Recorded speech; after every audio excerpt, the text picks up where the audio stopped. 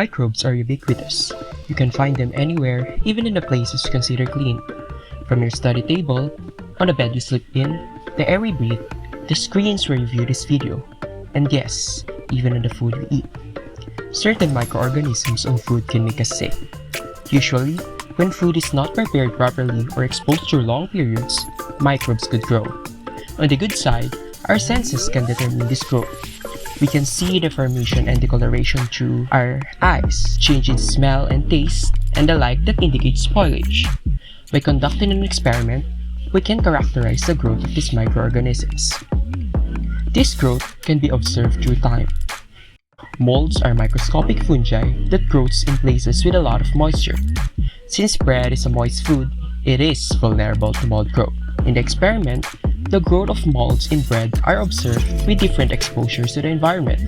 I got 3 pieces of bread and then I divided them into half. Then I put them in the Ziploc and labeled them samples A through F, being untouched bread, touched with unwashed hands, hand washed with water, hand washed with water and soap, hand washed with water, soap, and alcohol, and hand sanitized with alcohol only. I took pictures for 12 days straight and observing how fast molds would grow into those different samples.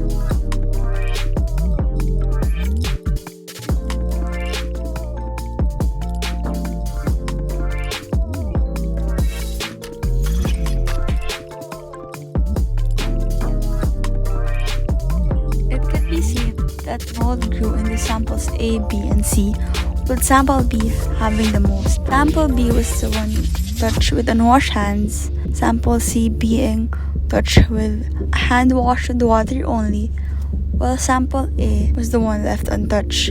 The other samples, touched with hands washed with water and soap or alcohol, did not grow any mold. The reason behind this is because the bread touched with unwashed hands may be dirty and may be exposed to more germs than those touched with washed hands. These bread molds can actually be infectious. That is why it is very important to consume bread or other similar food as fresh as possible. Hand washing is important not only to keep our food safe, but also to keep ourselves healthy and prevent sickness. In this experiment, we have seen that touching food is a great avenue for the transfer of microorganisms to the food. However, the delay of mold growth in some setups have proven that we can minimize this transfer by sanitizing our hands. The best option is still a proper hand washing technique with soap and water.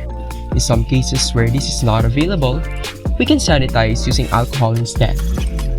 Aside from hand sanitation, we also proved in the experiment that once the food is exposed to the environment, we should consume it immediately.